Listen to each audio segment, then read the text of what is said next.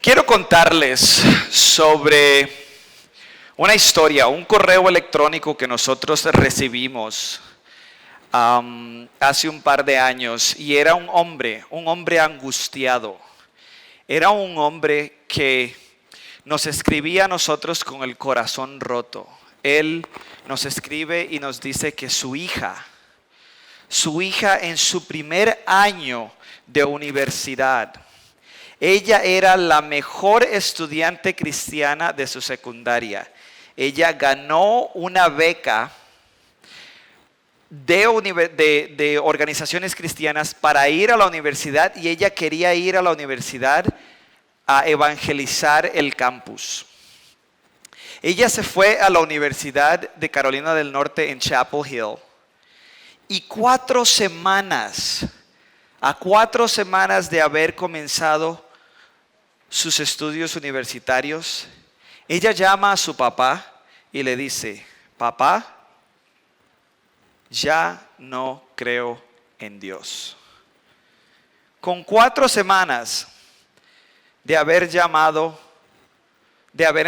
a la universidad: papá, ya no creo en Dios.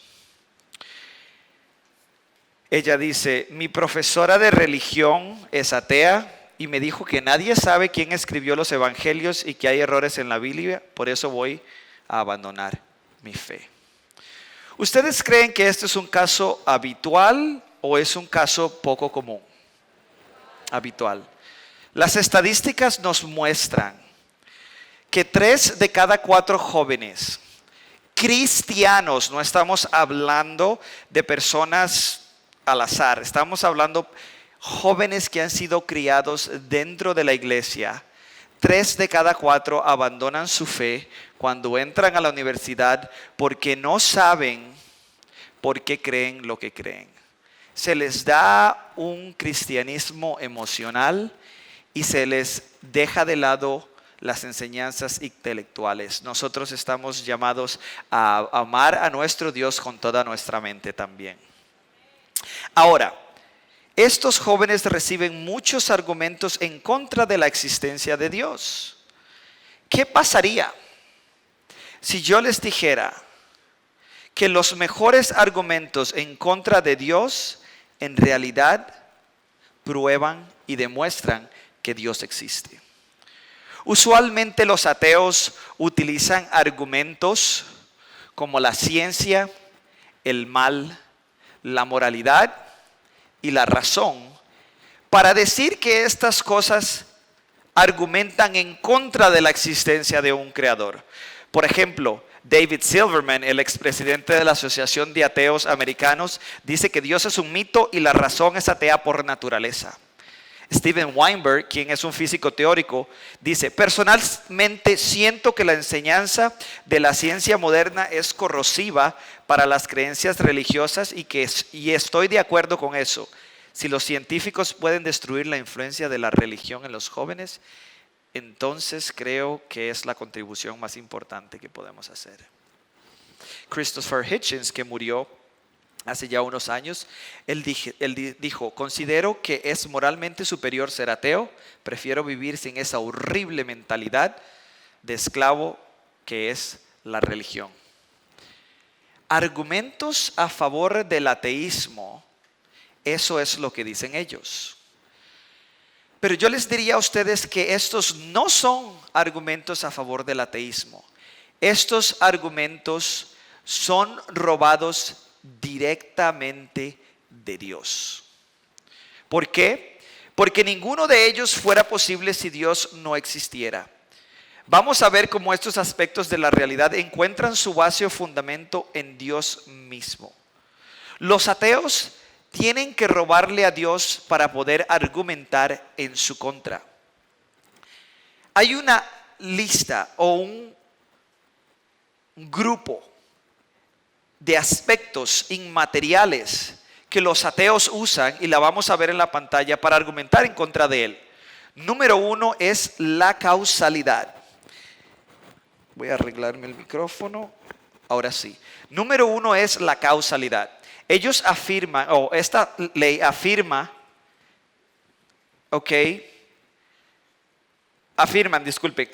ellos afirman los ateos que esta ley o principio, pero este metódico universo de causa y efecto no existiría sin un ser que lo ordene. Esa sería la ley de la causalidad. La segunda es la razón. Su propia cosmovisión materialista hace que el libre albedrío y la razón sean imposibles.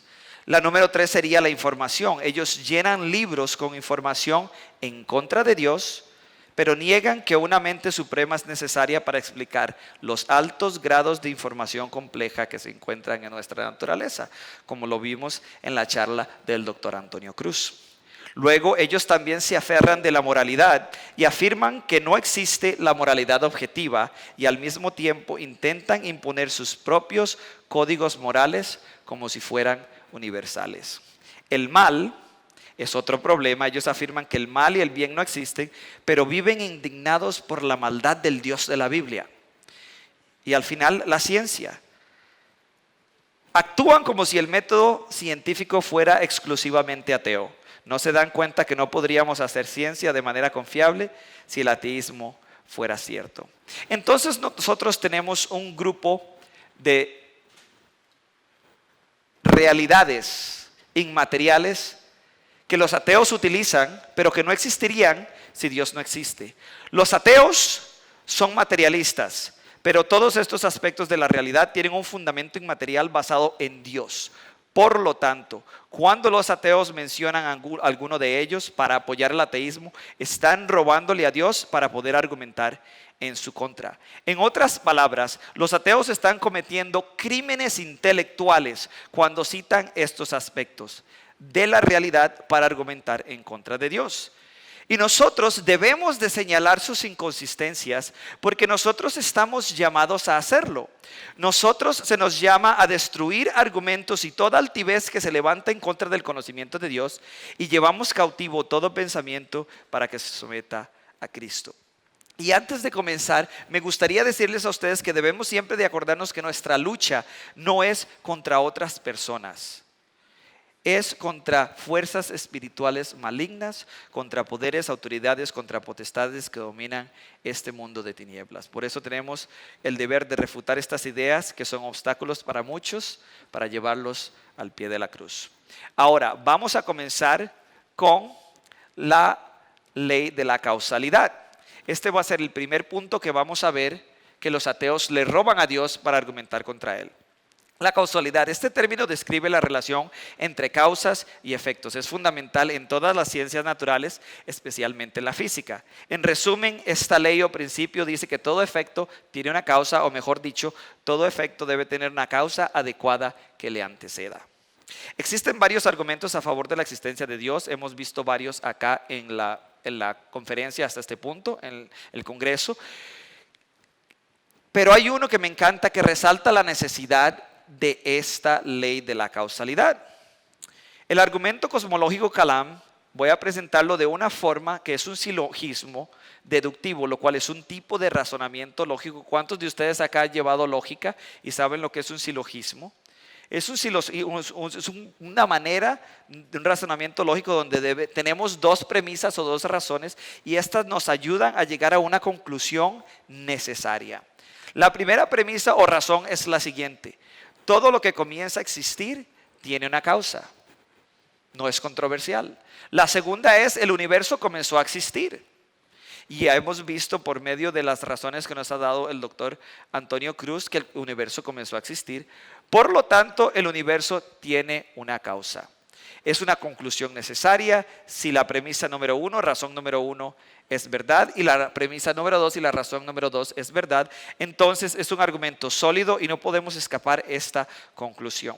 Ahora, estas razones son incontrovertibles, pero ya verán cómo algunos tratan de desafiar la segunda premisa. La evidencia para basar esta segunda premisa es lo que nosotros llamamos comúnmente, el Big Bang, o sería la creación desde la nada. ¿Ok? Sería la creación desde la nada. Lo que dijo el doctor Antonio Cruz, creación ex nihilo. ¿Ok? Y Ya no los vuelvo a asustar. Ok. Los mismos ateos nos dan la evidencia de que esto es un hecho.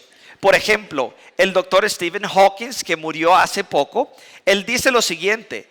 Él dice, casi todos ahora creen que el universo y el tiempo mismo tuvieron un comienzo en el Big Bang.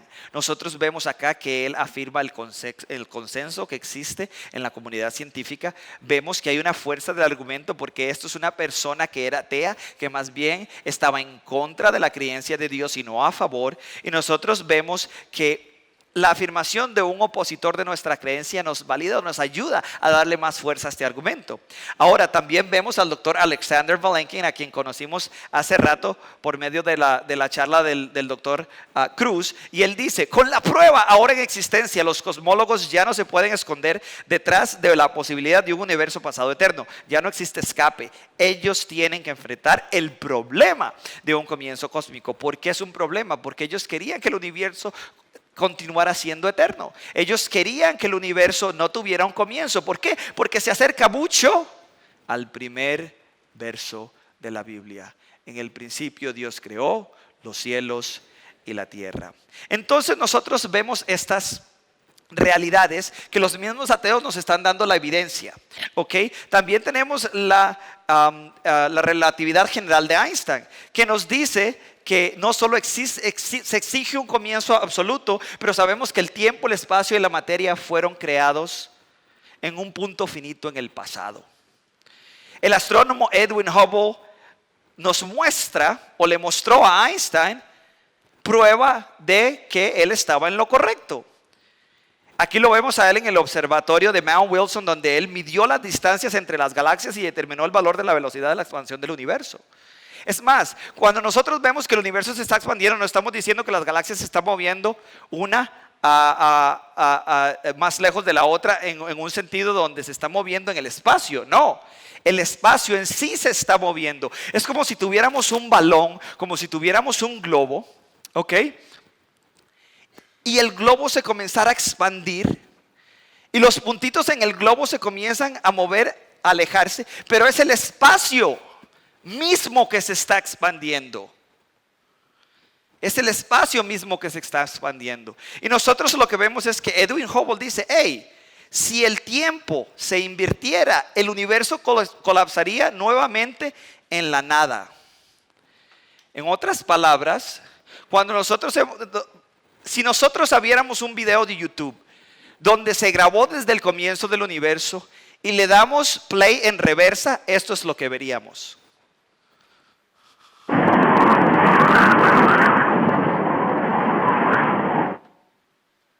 El universo colapsaría en sí mismo, no en una pepita densa, sino en la nada. Aquí vemos que el universo se desvanece y colapsa en la nada. Es más, el físico inglés y distinguido profesor de la Universidad de Arizona, quien es un agnóstico, el doctor Paul Davies, dice lo siguiente. Él dice, el espacio y el tiempo y la materia fueron creados en el Big Bang. El Big Bang representa el evento de la creación. La creación no es no solo de toda la materia y la energía en el universo, sino también el espacio-tiempo. Ahora, cuando Davies usa la palabra creación, él no le da una connotación religiosa. Acordémonos, él es agnóstico.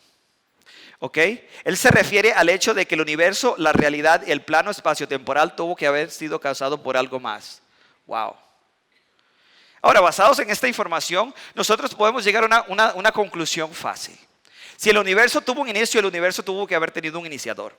La evidencia solo nos deja dos opciones. Ya sea que todo se creó de la nada por sí solo, que es la posición atea, o que alguien creó algo de la nada, que es la posición teísta. Nosotros vemos estas dos opciones y obviamente vemos, hey, ¿cuál es la posición más razonable? Bueno, obviamente tenemos que ser sinceros y darnos cuenta que ambas posiciones son un milagro, ambas. Pero por lo menos en la segunda nosotros tenemos alguien que haga el milagro.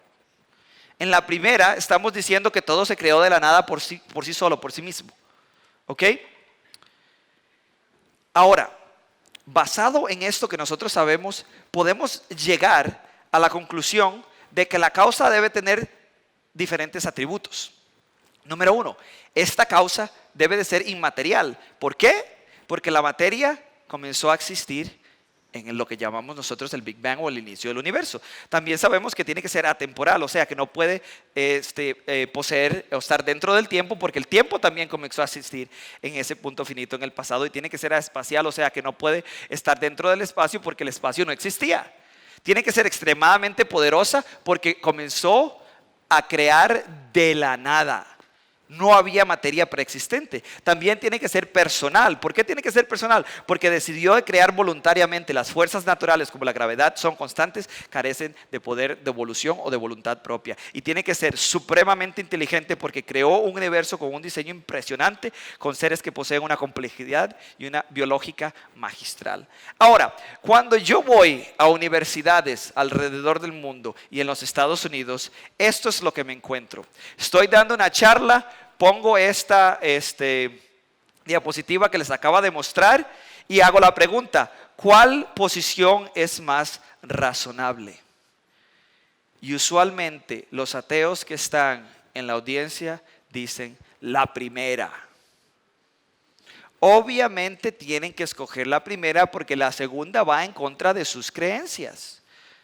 ¿Cómo así? Ustedes los ateos que se jactan de ser los más lógicos y razonables, que siempre son fieles a la evidencia, pero cuando son desafiados en sus creencias resisten la evidencia y la lógica y terminan gritando incoherencias. ¿Por qué sucede esto? ¿Qué los motiva a ellos? ¿De dónde sacan estas ideas? Este hombre que están viendo ustedes en la pantalla ahorita mismo se llama el Dr. Lawrence Krauss, y él escribió un libro que se llama Un universo desde la nada. Él es físico, teórico y cosmólogo, y es uno de los científicos ateos más reconocidos e influyentes de hoy en día. Él es escritor de este bestseller, y obviamente muchos aplaudieron su libro porque aparenta resolver el conflicto y deshacerse de Dios. Pero nosotros tenemos que ver que hay muchos problemas en la posición del Dr. Krauss. Pero él bien confiadamente dice: no necesitas un Dios para crear el universo. Ahora, esto es una afirmación extraordinaria, dada la evidencia que acabamos de ver. Pero viniendo de un científico tan preparado y tan condecorado académicamente como el Dr. Lawrence Krauss, esto debe tener algún mérito, ¿no? Ahora, antes de proseguir, creo que ustedes deben estar de acuerdo con la cita de Albert Einstein cuando dijo que a menudo se ha dicho, y ciertamente de forma justificada, que el hombre de ciencia es a menudo un mal filósofo. Veremos si esto es cierto en relación con el Dr. Krauss o no. Pero bueno, vamos a ver cómo Krauss se encarga de crear un universo de la nada. ¿Cómo es que él lo explica? Número uno, él redefine la nada. ¿Ok? La nada en realidad es la no existencia, la carencia de existencia completa. ¿Ok? No existe espacio, no existe el tiempo, no existe la materia, no existe nada. Krauss usa la palabra nada para aplacársela a algo, que fue lo que dijo el doctor Antonio Cruz. Él dice, él solo aplica a un vacío cuántico. Krauss es experto en esto de la mecánica cuántica, la cual estudia el nivel cuántico y este nivel es extremadamente pequeño, es el mundo subatómico sumamente misterioso, y es donde estaba Ant-Man en la película Endgame. No, era el mundo subatómico, era este vacío cuántico. ¿Ok? Pero el problema con la afirmación del Dr. Krauss es la siguiente. No, él primero dice, la nada es algo. El universo fue creado de la nada, del no ser, de la no existencia, no de un vacío cuántico. La segunda es, el vacío cuántico es algo. Consiste de campos de energía fluctuante donde las partículas parecen aparecer y desaparecer, o sea, que parece que comienzan y dejan de existir. Ahora, se desconoce por qué estas partículas se comportan de esta manera. También hay al menos 10 modelos plausibles diferentes del nivel cuántico y nadie sabe cuál es el correcto. Así que existe bastante incertidumbre en este campo. Ahora, lo que sí sabemos es que sea lo que sea que está sucediendo allí, no es evidencia de que lo que estamos observando o lo que están observando los científicos es creación desde la nada. ¿Ok? Además, el vacío no es eterno. El vacío tuvo que haber tenido un comienzo y por lo tanto necesita una causa. Dr. Krauss lo que está haciendo aquí es que está cayendo en una falacia lógica o un error lógico que se llama falacia por equívoco o por equivocación. Y esto no se le ha escapado a sus colegas. El doctor David Albert dice lo siguiente. Él escribió un artículo en el New York Times y él dice lo siguiente. Él dice, eso no es cierto. Los estados teóricos relativistas cuánticos de campos, al igual que las jirafas, los refrigeradores o los sistemas solares, son conjuntos particulares de materia física. Ahora, este hombre es un prestigioso físico, teórico y filósofo y autor de libros en el tema, profesor de la Universidad de Colombia, quien también es ateo. Él dice, esto es mentira. Él dice, obviamente nosotros podemos ver cómo habla él, eso es sarcasmo. Y él continúa con otra cita y dice lo siguiente, él dice, con la misma cita y él dice, Krauss está totalmente equivocado y sus críticos religiosos y filosóficos están absolutamente en lo correcto. Krauss no estaba muy contento cuando el doctor Albert escribió esto en el New York Times. Y la respuesta de Krauss es sorprendente por su elocuencia y profundidad. Lawrence Krauss dijo lo siguiente. Miren lo que dijo Lawrence Krauss. Él dijo, eres un estúpido. Él responde al doctor Albert con un insulto. Lo llama estúpido. Eso es lo que se llama un ad hominem. En otras palabras, él dice, no tengo argumentos para refutar lo que dijiste, así que mejor te ofendo para tratar de desacreditarte. El doctor Krauss nunca lidia con la crítica y los argumentos en su contra. Ahora, el doctor Albert también tiene sus credenciales y como te digo, él dice, Krauss está equivocado y él ha escrito varios libros en este campo. Entonces no es nada más un donadie, no soy yo el que estoy diciendo que Krauss está equivocado, son sus propios compañeros. David no solo tiene credenciales en la materia, sino también que él es filósofo. No solo entiende la profundidad desde el lado de la física teórica, sino también entiende las consecuencias lógicas de las afirmaciones del Dr. Krauss, dado que Albert tiene estudios en filosofía. Por eso la filosofía es tan importante. Nos ayuda a pensar claramente y no cometer este tipo de errores básicos como los que comete el Dr. Krauss en su razonamiento.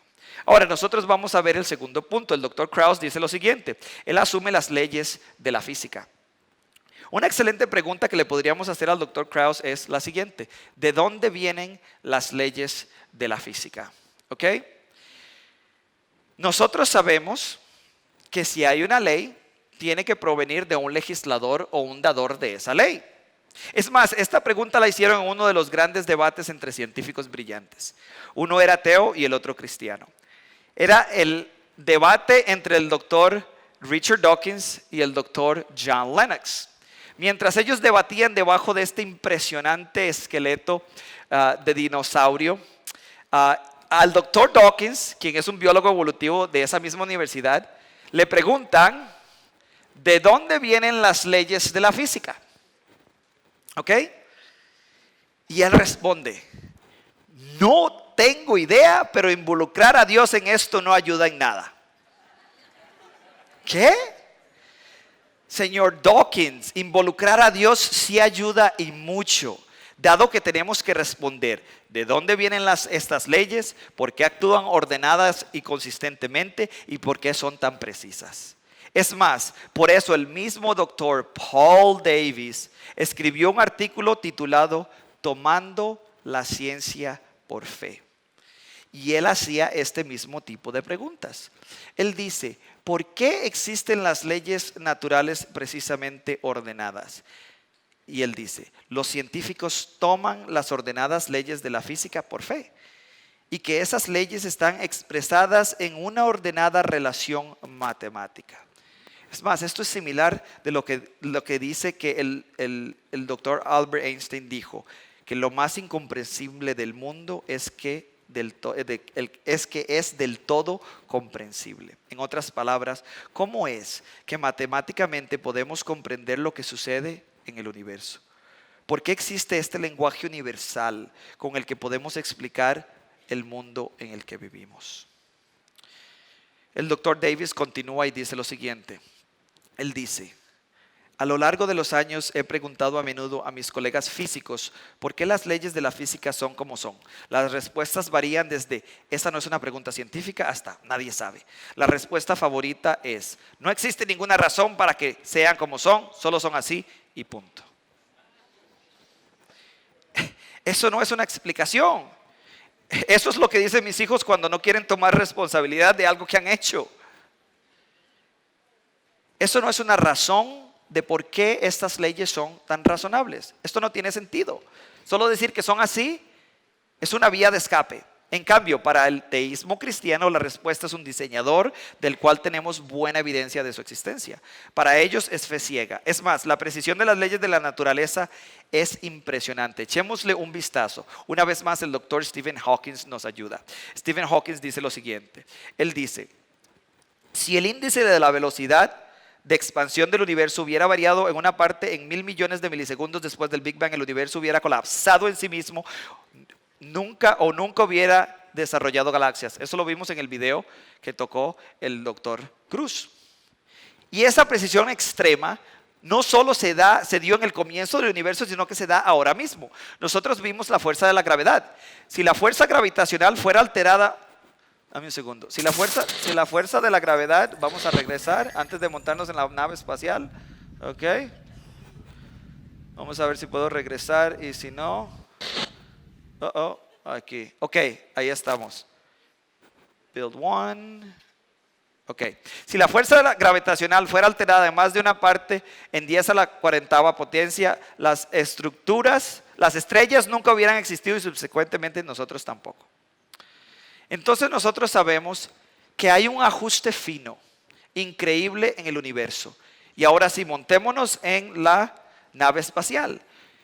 El doctor Antonio Cruz estuvo hablando sobre el planeta privilegiado. Nosotros sabemos que nosotros vivimos en el tercer planeta del Sol. Si nosotros estuviéramos un poco más cerca del Sol, nos quemamos. Si estuviéramos un poco más lejos, nos congelamos, obviamente. Es más, se le llama la zona de Ricitos de Oros. ¿Quién se acuerda del cuento de Ricitos de Oros? No, la sopa muy caliente, la sopa muy fría, la del medio estaba buena, la cama muy dura, la cama muy suave, la cama del medio. Ahí es donde vivimos, en la zona de Ricitos de Oros. Es más, el ángulo de inclinación de la Tierra, el eje de rotación de la Tierra tiene que ser exactamente 23.5 grados. Si la Tierra no estuviera inclinada sobre ese eje no tendríamos estaciones y la vida se vería terriblemente afectada. El doctor Antonio Cruz estuvo hablando de la Luna, tiene que estar en el lugar ideal. Esta evita que la Tierra se tambalee violentamente cuando gira y existen docenas de otras constantes como estas, como las que dijo Antonio Cruz, ¿no? Es más, él estuvo hablando sobre Júpiter. Esas manchas son impactos de cometas.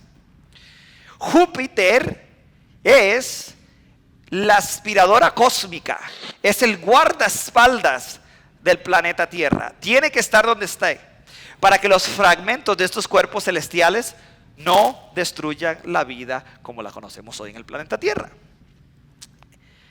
Es como si alguien lo hubiera puesto ahí intencionalmente.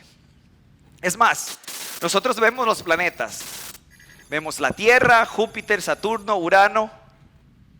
Y la Tierra es pequeñita en comparación. Ahora, vamos a ver el Sol. Una gigantesca estrella. Júpiter a la par parece un enanito. La Tierra ni se diga. ¿Ok? Ahora vamos a ver el Sol en comparación con otras estrellas dentro de nuestro sistema solar. Todavía estamos en el vecindario, no hemos salido del vecindario. Tenemos a Arturo, pero no al doctor Arturo, a otro Arturo. Vemos a Pollux, Sirius, el Sol, Júpiter es del tamaño de un píxel. Ahora vamos a ver otras estrellas dentro del vecindario todavía. Ahora nosotros tenemos a Antares, a Betelgeuse, Aldebarán, Rigel, Arturo, el Sol es de un píxel de tamaño. El universo es impresionante. No es de extrañar que Dios nos diga que si queremos saber cómo es Él, que miremos al firmamento. Un espacio majestuoso, inmenso para nosotros parece infinito. Es más, lo que acabamos de ver es solo dentro de nuestra galaxia. Es una parte diminuta de la inmensidad del universo. Nuestra galaxia es una de las 100.000 millones de galaxias que existen en el universo. Y el doctor Antonio Cruz estuvo hablando sobre el principio antrópico. La distancia promedio entre las estrellas en nuestra galaxia es de 50 trillones de kilómetros. Ni en Uber llegamos. Esa distancia es necesaria para que el planeta Tierra exista en su estado presente, el cual puede sostener vida. Tiene que existir la distancia correcta. Esto se conoce el principio antrópico. La palabra antropos del griego significa humano o ser humano. Y el principio básicamente dice, el universo debe tener ciertas propiedades que permiten que la vida se desarrolle. Parece que el universo fue ordenado para que nosotros estuviéramos ahí. Para ese diseño inteligente. Nosotros sabemos que la mejor explicación de la consistencia y la precisión de las leyes naturales, obviamente, es Dios. Cuando los ateos dicen que Dios no es necesario porque las leyes de la naturales pueden explicarlo todo, ellos tienen que robarle a Dios, quien es el autor y el sostén de las leyes naturales. De hecho, le están robando a Dios para argumentar en su contra. Y el doctor Krauss continúa dudando de la ley de la causalidad. Él duda de la ley de la causalidad. Démosle un vistazo al argumento cosmológico una vez más. Todo lo que comienza a existir tiene una causa. El universo comenzó a existir, por lo tanto el universo tiene una causa. Para muchos ateos, por muchos años, la comunidad científica en general no tenía problemas rechazando la segunda premisa, que el universo comenzó a existir. Ellos creían que el universo era eterno. Ellos simplemente afirmaban que el universo había existido desde siempre. Y ahora lo que hace el doctor Krauss no es rechazar la primera, no es rechazar la segunda, sino rechazar la primera. En otras palabras, él rechaza el principio de la causalidad. Y las consecuencias de esta ley son bastante difíciles. ¿Qué tan importante es la ley de la causalidad? Para nuestra habilidad de razonar es imprescindible. Es fundamental porque la causa de nuestras acciones se origina en nuestra mente, la cual es inmaterial. Para personas como el Dr. Krauss, que son inmaterialistas, ellos afirman que lo único que existe en el mundo es lo material. No les queda otra opción que afirmar que nuestros pensamientos están completamente determinados por reacciones físicas en el cerebro. O sea, que las leyes de la física determinan cada uno de nuestros pensamientos. Y si esto es así, estamos determinados a decir lo que decimos y no a hacer lo que hacemos. No estamos razonando, solo estamos reaccionando. No existe el libre albedrío. Para nuestra habilidad de hacer ciencia, como mínimo la ciencia es la búsqueda entre causas y efectos. Eso es lo que los científicos están tratando de hacer. Están tratando de descubrir cuál es o cuál fue la causa de un efecto en particular. Esta disciplina está basada en el principio de la causalidad. Depende de la relación entre causa y efecto. Ahora, si las cosas pueden existir sin causas, ¿cómo podemos hacer ciencia? Para nuestra habilidad de funcionar diariamente es imprescindible, es parte de todo lo que hacemos, es parte de nuestro sistema de justicia. No podríamos juzgar a nadie si no existe causa y efecto. La causa es el criminal, el efecto es el crimen. Es más, cuando hacemos café en la mañana, tenemos agua caliente, grano molido, lo chorreamos. ¿Cuál es el efecto? El café. La ley de la causalidad es parte de nuestras vidas día a día. Entonces nosotros tenemos que tener presente lo que hace el doctor Krauss. Krauss se apoya en la ley de la causalidad cuando cree que le ayuda al ateísmo, pero la niega cuando le ayuda al teísmo. Él dice, bueno, yo creo en la evolución darwinista y el efecto de la variedad de especies es la evolución. Pero cuando apoya el teísmo y dice que el universo tuvo un comienzo, él dice, bueno, no me conviene creerla aquí, y duda de ella. También él usa la ley de la causalidad para probar la ley de la causalidad. ¿Por qué? Porque él utiliza el método científico que está basado en la ley de la causalidad para decir que esta no existe. Y últimamente él socava la ciencia y la razón, las cuales dependen de la ley de la causalidad. En otras palabras, el doctor Krauss tiene las cosas de cabeza. Y nosotros vamos a ayudarle a él a ver algo. Nosotros sabemos que dudar de la ley de la causalidad es dudar virtualmente de todo lo que sabemos sobre la realidad, incluyendo nuestra habilidad para razonar y hacer ciencia. Todos los argumentos, todos los pensamientos, toda la ciencia y todos los aspectos de la vida dependen de la ley de la causalidad. Lo que vemos aquí curiosamente es el caso de cómo los ateos usualmente se eximen de sus propias afirmaciones y teorías. Los ateos tienen que robarle a Dios para argumentar contra él. pero nosotros sabemos que necesitamos un motor inmovible, necesitamos un ente, un agente que toque el primer dado. Necesitamos este motor inmovible, esta causa no causada. Esa causa no causada es lo que nosotros llamamos Dios. Él es la causa de todo lo demás. Y por eso es que nosotros estamos viendo que los ateos tienen que robarle a Dios la ley de la causalidad para argumentar contra Él. Ahora vamos a pasar de la ley de la causalidad y vamos a pasar corriendo por medio de dos aspectos más de la realidad. Vamos a hablar sobre la moralidad y sobre el mal.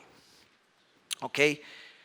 La mayoría de los ateos se suscriben a lo que se llama comúnmente como el relativismo moral, que significa que la moralidad está basada o influenciada por sentimientos, gustos u opiniones, o sea que no es objetiva, lo cual es contrario de lo que encontramos en las escrituras. Aparte de esto, los ateos usualmente citan no solo el mal que existe en el mundo como un argumento contra Dios, sino que también acusan a Dios de ser un ser inmoral. Ahora vamos a ver esto. Esto es lo que se conoce como el dilema de Epicuro. Y el dilema de Epicuro va algo así. Él dice, número 1, si Dios es todopoderoso y bueno y lo sabe todo, entonces Él puede prevenir el mal. Premisa número 2, es evidente de que el mal existe en el mundo. Podemos llegar a la conclusión de que por lo tanto un Dios todopoderoso, bueno y que lo sabe todo no existe. ¿Por qué? Porque si Dios fuera bueno y sabe que algo malo va a suceder, Él lo detendría porque Él es todopoderoso, Él es bueno y es omnisciente. Obviamente nosotros sabemos que al mal en el mundo a todos nos suceden cosas malas, sufrimos, etcétera, etcétera. Por lo tanto, un Dios poderoso no existe.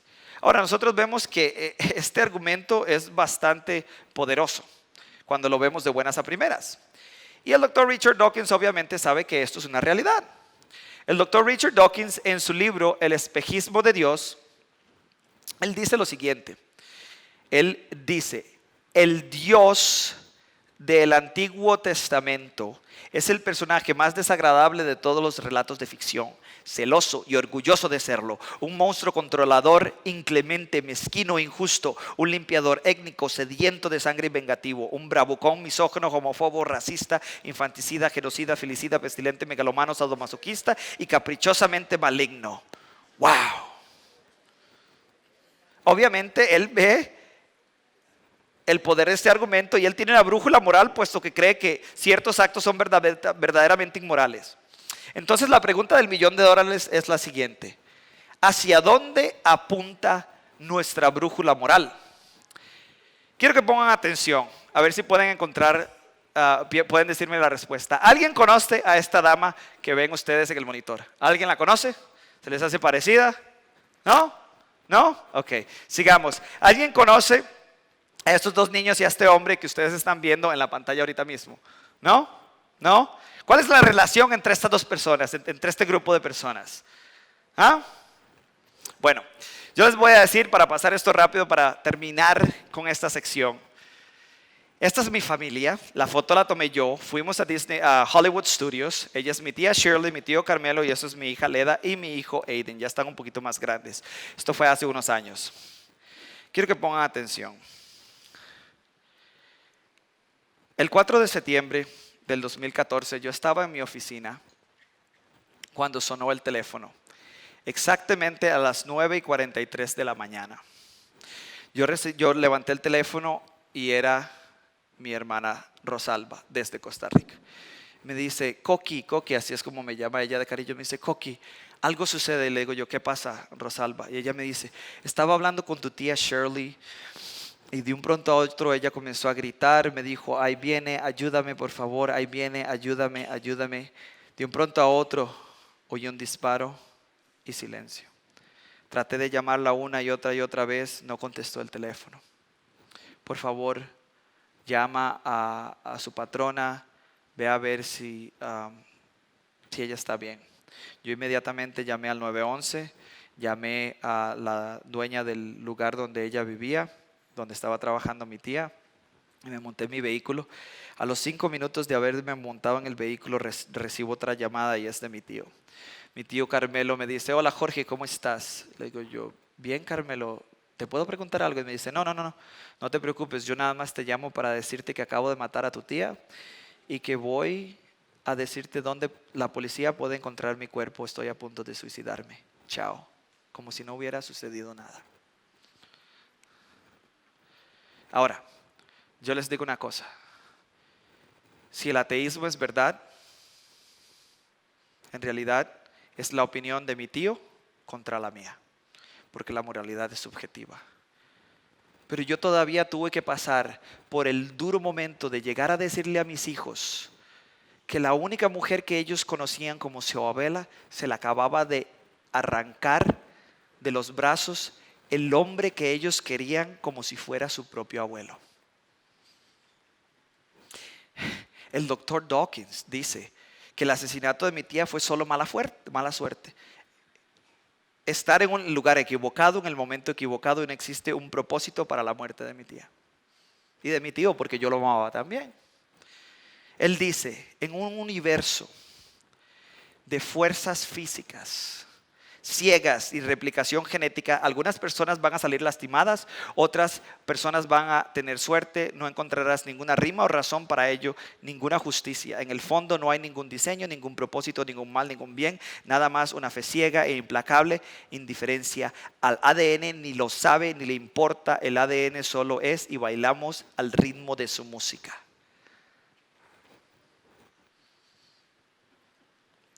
Si el doctor Dawkins tiene razón, no podemos juzgar esto tampoco.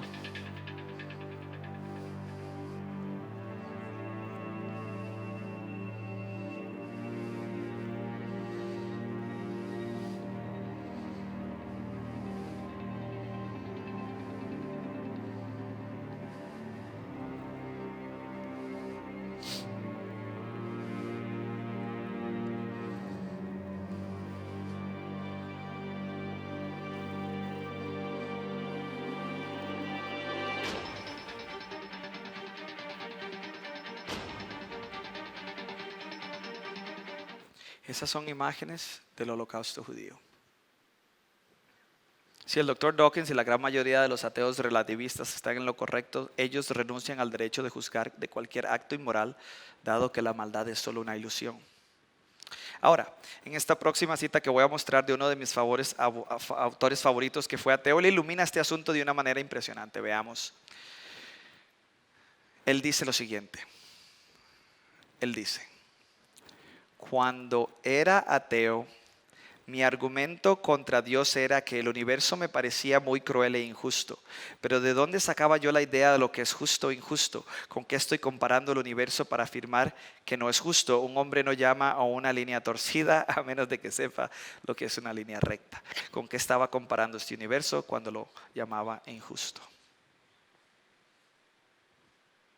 Wow. La claridad y elocuencia de este escritor. Esto es una cita del mismísimo C.S. Lewis. Muchos de ustedes lo conocen por sus crónicas de Narnia, ¿no? Pero el mensaje de Lewis acá, que es un punto referente, que sin un punto referente y objetivo, llamar algo injusto no tiene sentido. En otras palabras, el mal necesita del bien y el bien necesita de Dios. Sin un Dios, lo que llamamos el bien es, como lo mencionó el doctor Dawkins, una ilusión.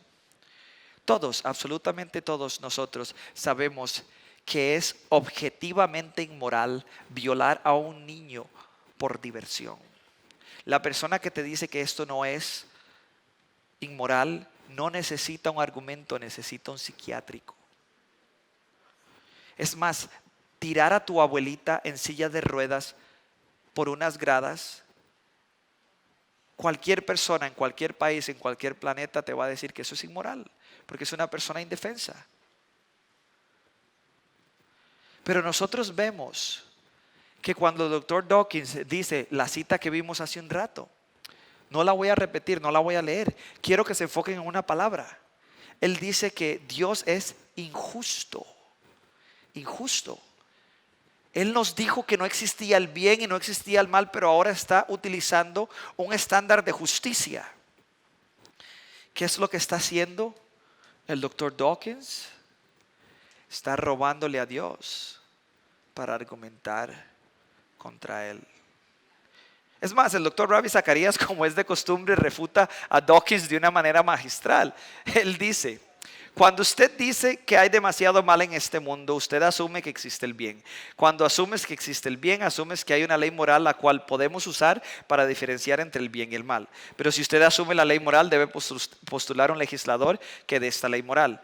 Pero ese es a quien está tratando de refutar y no probar, porque si no hay un legislador de la ley moral, no hay una ley moral. Si no hay una ley moral, no existe el bien. Si no existe el bien, tampoco existe el mal. En otras palabras, las sombras demuestran la luz. El bien demuestra el mal.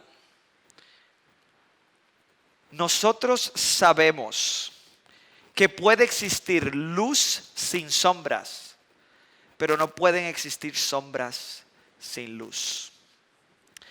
Controversialmente, muchos de nosotros nos dicen que cómo es que nosotros podemos descubrir qué está bien y qué está mal. ¿Cómo es que descubrimos nosotros quién tiene la razón y quién está equivocado?